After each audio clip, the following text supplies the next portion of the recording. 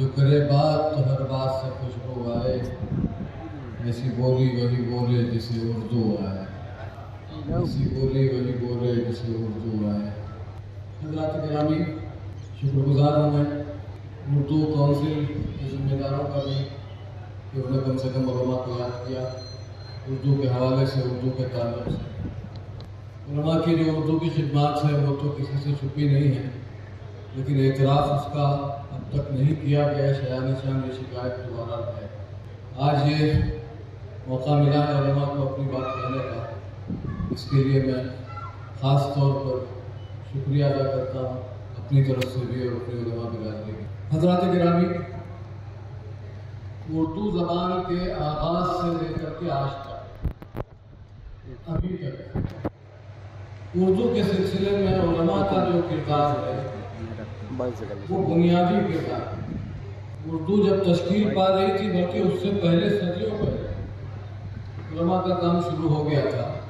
تو کچھ مثالیں دوں تھوڑے سے وقت میں انشاءاللہ طور پہ فرمائیں۔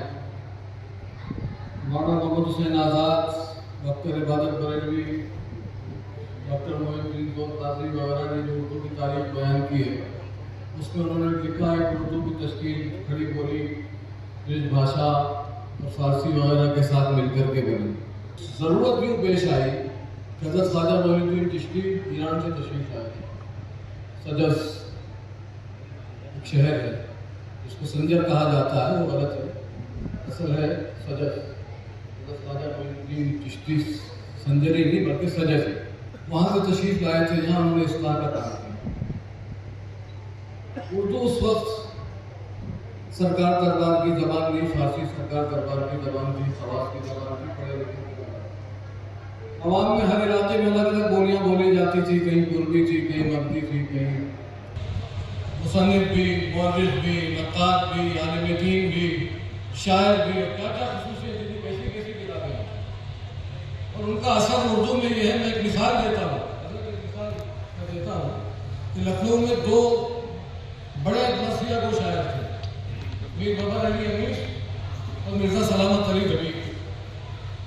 یہ دونوں لکھنؤ چونکہ مرثیوں کی سرزمین ہے، وہاں ان دونوں کے درمیان حریفائی ہوتے تھے، دونوں کے بڑے بڑے شاگرد تھے۔ علامہ شبلی نے ایک کتاب لکھی، موازنہ انیس و دبیر، بہت اچھی کتاب ہے، بہت سارے لوگوں نے پڑھی ہے۔ اس کتاب میں انہوں نے میر انیس کو ترجیح دی۔ مرثیہ گو کے حیثیت سے ہندوستان کے سب سے بڑے مرثیہ گو اگر کوئی ہو سکتے ہیں تو وہ میر انیس ہے۔ اس کتاب کے بعد سے آج تک یہ بات مسلم ہے کہ اردو کا سب سے بڑا مرثیہ گو اگر کوئی ہے تو وہ میر انیس ہے۔ یہ علامہ شبلی کی خدمات ہے۔ اور بھی بہت سے تو جو صاحب درد ادیب جن کی تقلید آج بھی تحریر میں کی جاتی ہے، ان میں علماء کا نام ہے۔ میں پھر سے پرانے زمانے میں چلتا ہوں۔ ہمارے صوفیاء کرام جو عالم بھی تھے، وہ جب یہاں تشریف لائے تو انہوں نے مقامی زبان میں لوگوں کے اندر اسلام تربیت کا کام کیا۔ تو اس وقت کی زبان کیسی تھی؟ امیر خسرو کی پہلیاں تو ہم سب نے سنی ہوں گی، لیکن ان سے پہلے ان کے شیخ کی بات میں کرتا ہوں، بابا فرید گنج شکر۔ ان کے کچھ اشعار میں نے پڑھے تھے، دیکھیے 12ویں صدی کی اردو ہے، یہ 21ویں صدی چل رہی ہے۔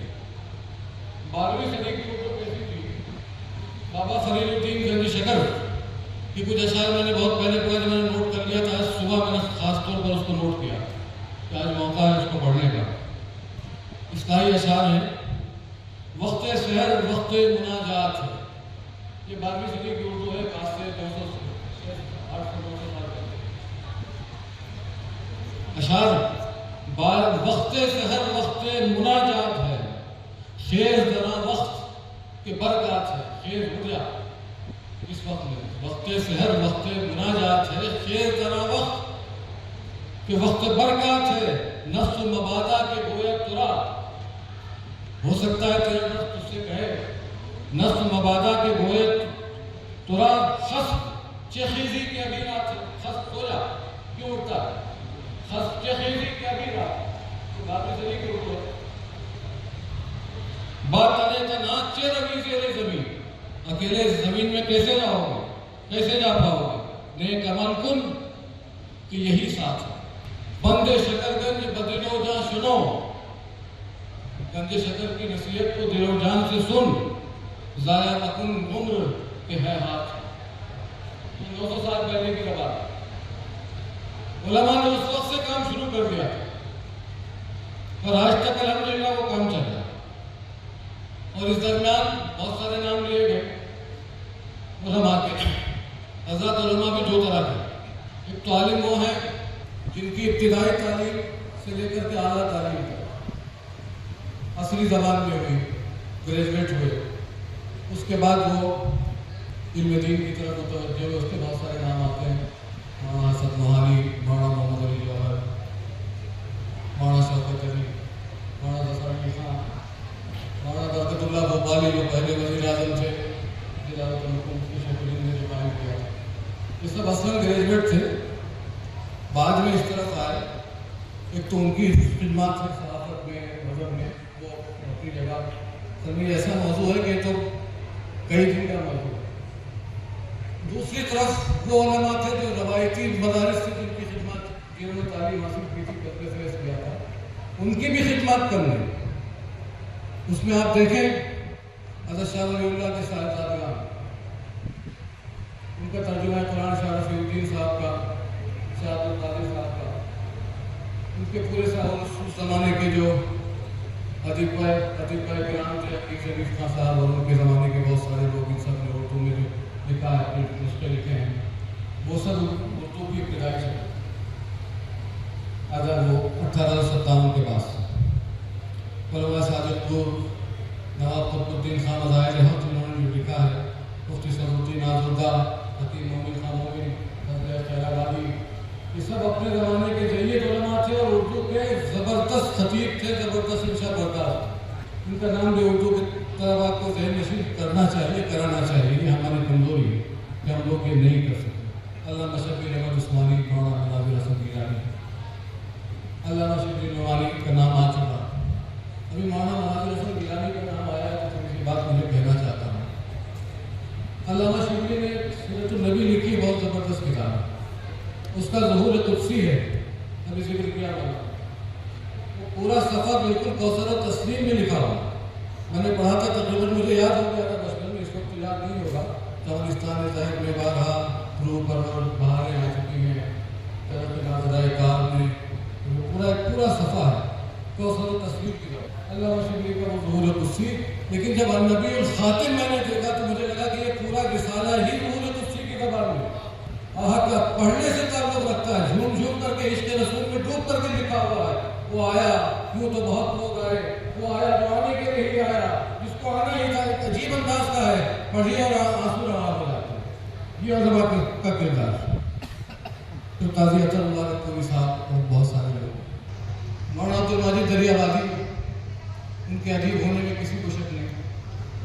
ان کا جو طرز ہے، طرز تحریر، طرز نگارش، وہ اس کے موجد بھی ہیں اور اس کے خاتم بھی۔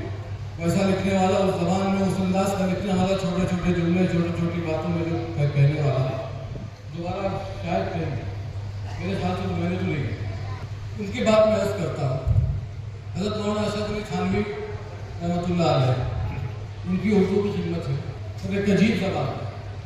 ایک طرف آپ حضرت تھانوی کو پڑھیے، بوادر النوادر، خالص علمی زبان، خالص علماء کو بھی سمجھنے میں جن کو دیر لگتی ہے، ایسی کتاب بوادر النوادر۔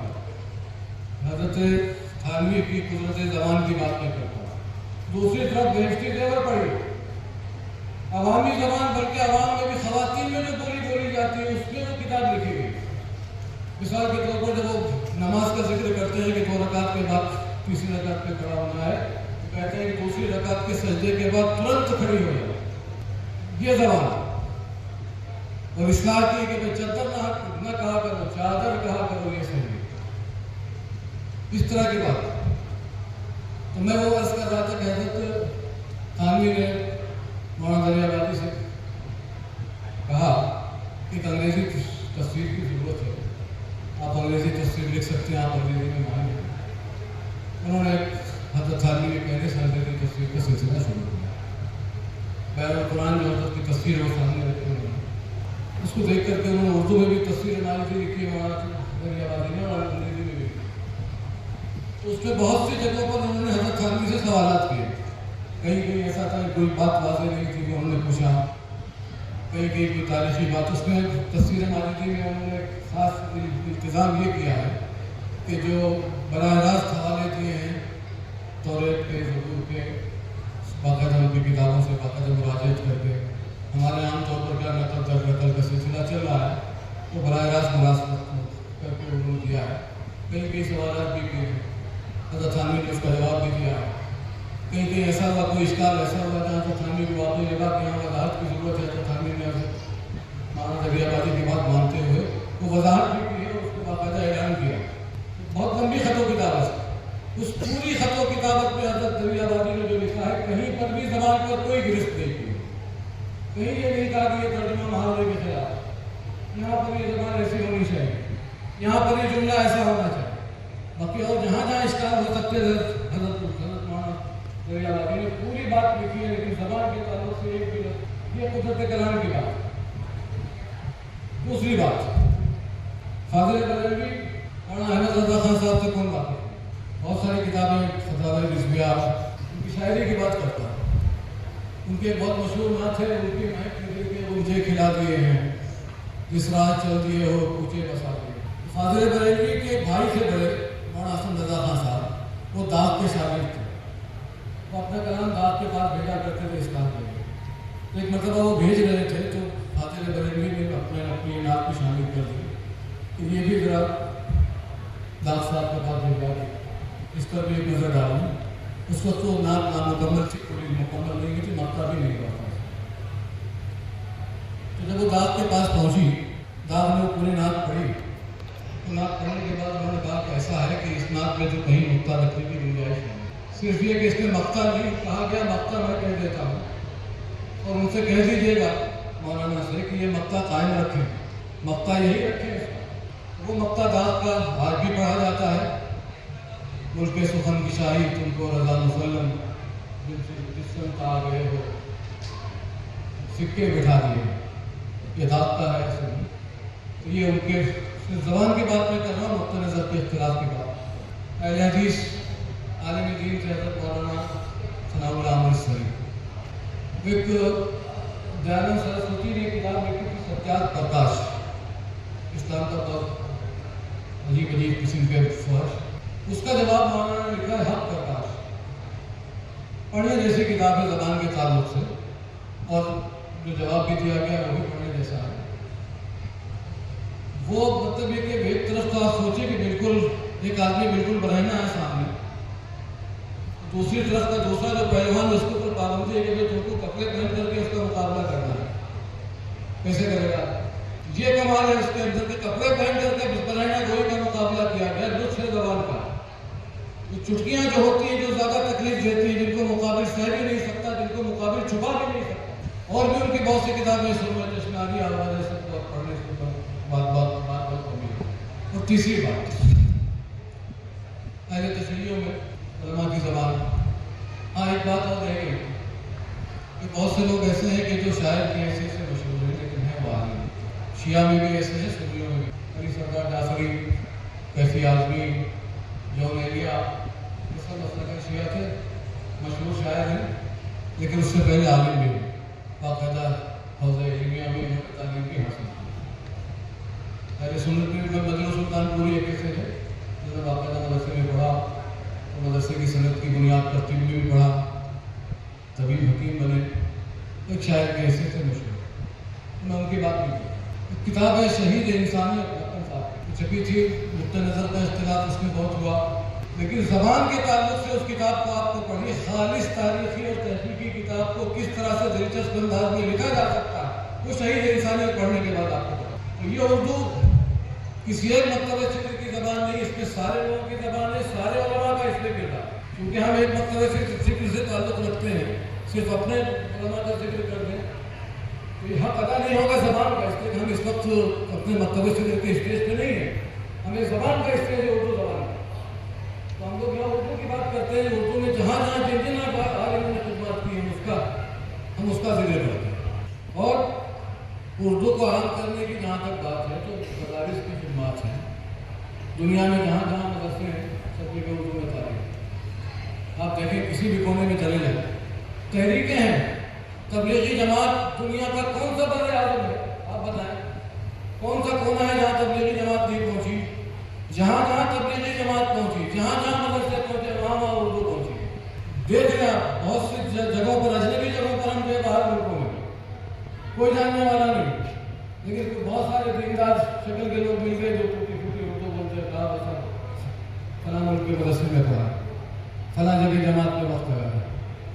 آج کل دعوت اسلامی بھی اسی نہج پہ کام کر رہی ہے، وہ بھی ایک اردو کی بڑی. اور صحافت کی بات تو بھی آ گئی، تو اردو میں صحافت کی بنیاد بلکہ رکھنے والوں میں علماء کا نام ظفر علی خان صاحب، مدینہ ایک اخبار تھا مدینہ، پنجاب سے نکلتا تھا 1912-13 میں.